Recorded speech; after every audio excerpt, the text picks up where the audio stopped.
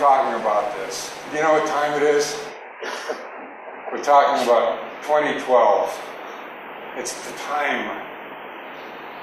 What is the time?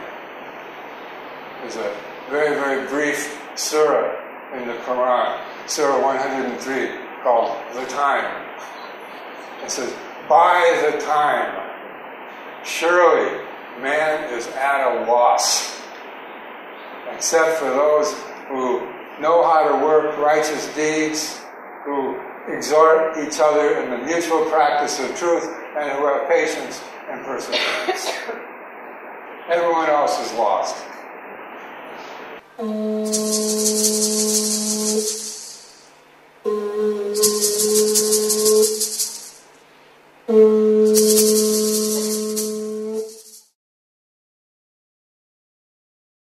And people ask, why all this is happening right now? Connecting with the 2012 process, there is a beautiful message that is written in one of the sacred Mayan books that is called the Chilam Balam of Chumayel. Chilam Balam means the jaguar prophet. And the sentence said, that which cannot pass in 1,000 years can pass in an instant. It is enough that a God breathes and the course of the wind changes. Now is that time. Now God breathes, and all of us, we are in a big shift, in a big transformation of our consciousness. We don't really know, as I said, we don't know what 2012 signifies. We don't know how long we have. We do know that we're facing an intensifying biospheric crisis. We know that according to scientific projections, 25% of all mammalian species, maybe all species in general, will be extinct in 30 years. We know that according to scientific projections, all of the tropical rainforests on Earth will be gone in 40 years. We know that the oceans are now 90% fished out of large fish. I mean, and that's like in a way an amazing achievement on our part, because 30 years ago, the ocean seemed so vast. Nobody even thought. That's the thing. Like it's so recent even to have this understanding that we live on such a limited and fragile way. So clearly, the resource-intensive, extractive, life model that we've created as a global society, is probably not going to be able to continue as is for much longer. I don't think it can go on much longer. We are already in a very dangerous point. I think we are just about to run out of simple things like water. And when we run out of water, we're going to see some nasty fights going on for it and serious wars. Well, the system, as I said, is just using nature, and we have been so demanding that we have slowly gotten to the point of running out of forests and clean water, and mining is producing incredible pollution where it's happening, and the genetic modified foods are affecting our genetics and producing new illnesses, and all this comes with a very complex social problem of the amount of people that are needing everyday food and goods and money and work. So I think nature is being pretty much damaged by our presence here. As we all know, this is not something new. And sometimes the illusion feels so strong, and it's all still going on, that I lose my own perspective on that. But I think if we look at it factually as best we can, and then we have climate change accelerating, and that's also very peculiar because sometimes we expected it to get really warm, and then it's like freezing in England, and so it's more like the fluctuations are becoming more intense, and it's becoming more unpredictable, the climate, which is affecting agricultural tables, which may change the amount of food that's available, which may lead to mass starvation, which could lead to huge food riots and mass migrations. You know, it seems like all this stuff is coming down the pike, you know, and yet, you know, so then a lot of people, you know, get into this mind frame that, you know, there's going to be a huge death, you know, that 2/3 of the Earth's population is going to die in the next few years. We're all suffocating. We're asphyxiating not only in the bad air and the CO2 and everything else that we're creating, we're asphyxiating in our bad ideas.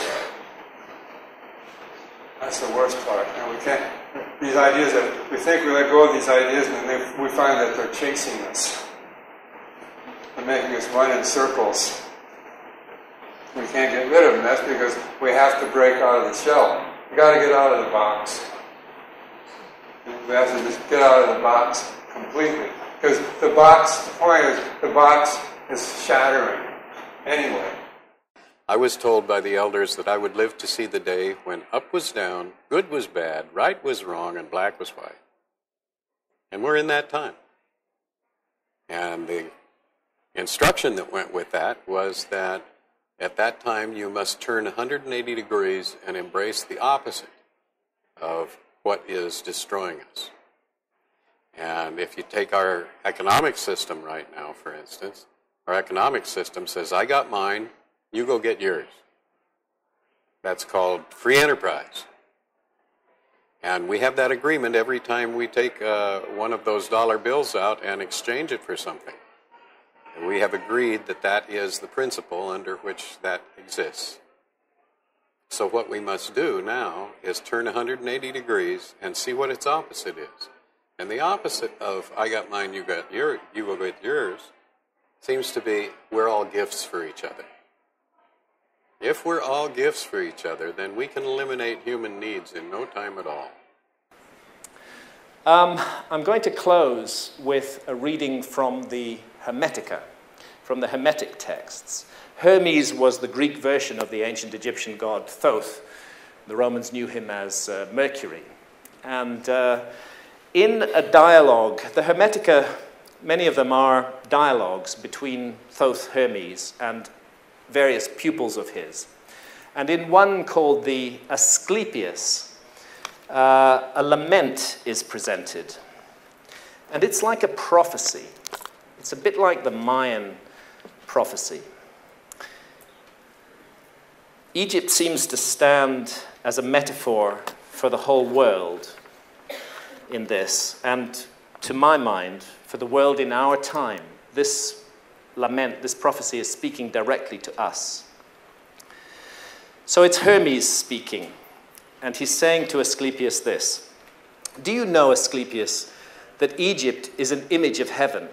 Or to speak more exactly, in Egypt, all the operations of the powers which rule and work in heaven are present in the earth below. In fact, it should be said that the whole cosmos dwells in this our land, as in a sanctuary.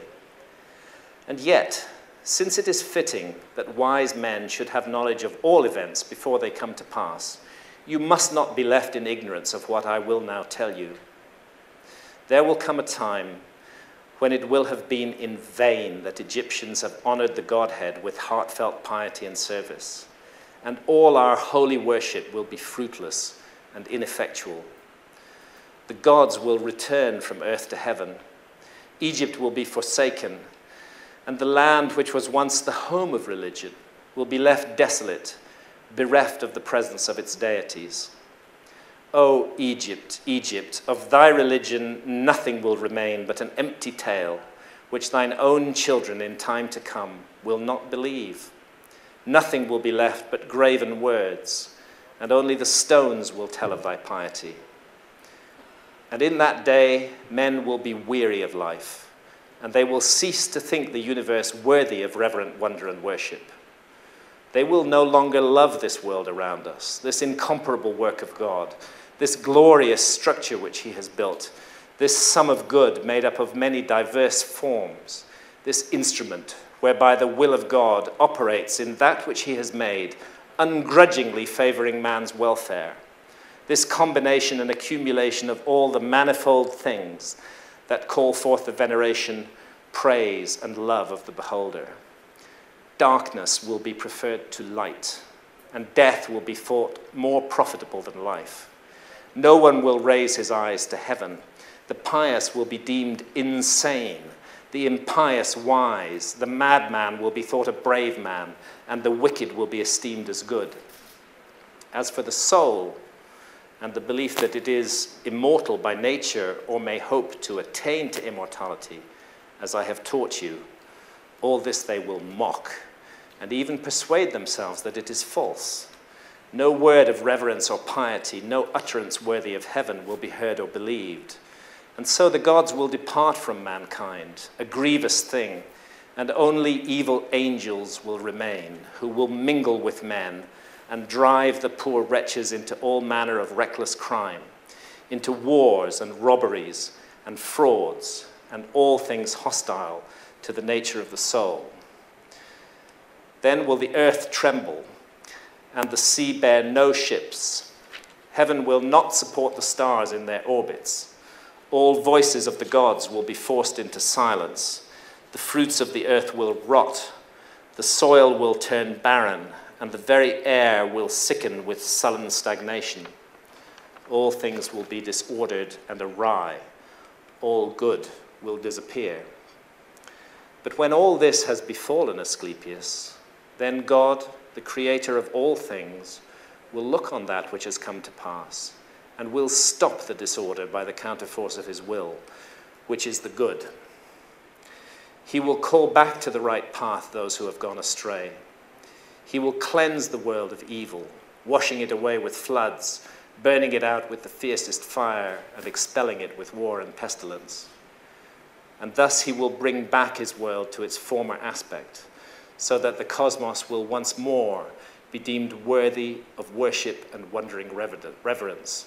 And God, the maker and maintainer of the mighty fabric, will be adored by the men of that day with continuous songs of praise and blessing. Such is the new birth of the cosmos. It is a making again of all things good, a holy and awe-inspiring restoration of all nature, and it is wrought inside the process of time by the eternal will of the Creator. All right, so why 2012? That's the big question. And so I pursued this, and I hit upon this connection, or this idea that the 2012 end date of the long count was intended to target the rare alignment of the December solstice sun with the center of our Milky Way galaxy, or more relevantly to what the Maya were looking at, the dark rift in the Milky Way. And because of precession, we can say that the alignment of the December solstice sun with the dark rift in the Milky Way happens only once every 26,000 years. So welcome to an event of a lifetime.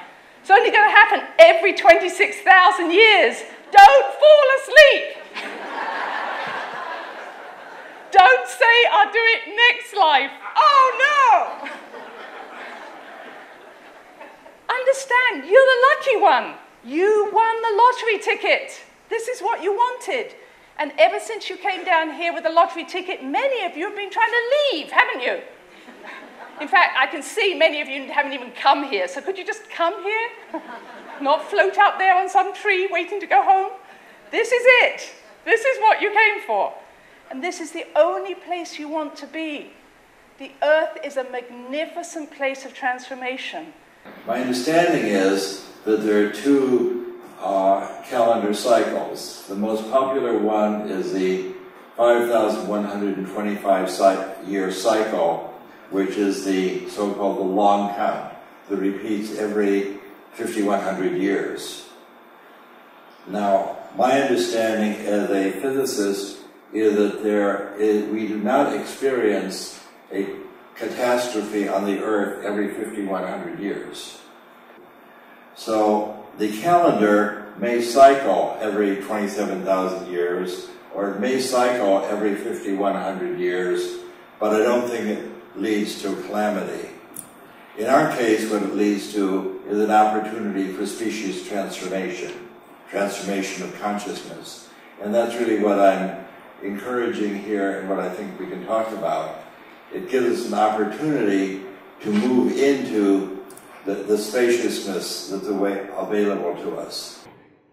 There is a lot of confused, I think, because many people thinking or feeling that the world gonna finish. For me, this change is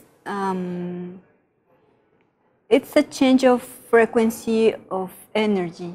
It's the change of the consciousness in people. So we're on this, all on this path together, all of us.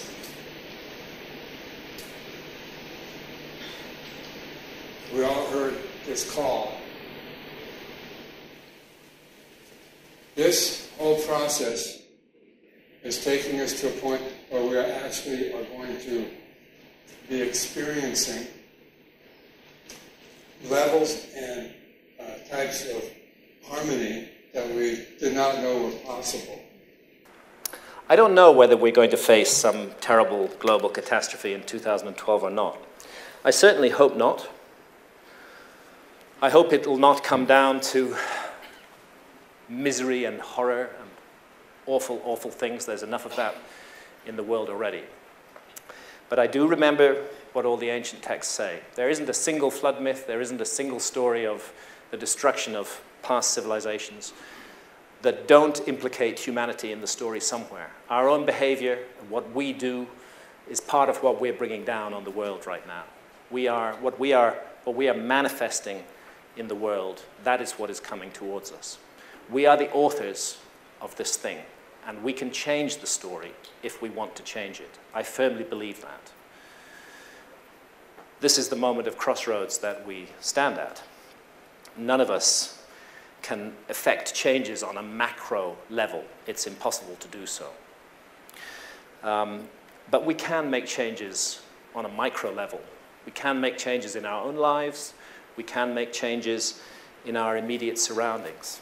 Changes for the better. Changes driven by love and by hope. I'm a deeply flawed human being. I have tremendously bad habits and lots of bad aspects to my personality. Over the last decade or so, I've come to look at some of those things objectively, been very much helped by ayahuasca, the brew that I mentioned from the Amazon in doing this. I'm working hard to change my life, to try to be a more nourishing person to people around me. I'm not saying that I'm succeeding. I fail every day, but I'm still trying to do that. And that's really all I can say when we confront something so huge and so overwhelming as the notion of global destruction. No, I can't stop that, but I can stop what I'm doing to contribute to it. And if we all do that, then I believe a huge change in consciousness will come, and the world can move on, and we can look forward to a future for our children and our children's children, and once again bring this bright, beautiful, jewel garden of a planet, bring it back to the place it should be in our lives. Thank you, ladies and gentlemen.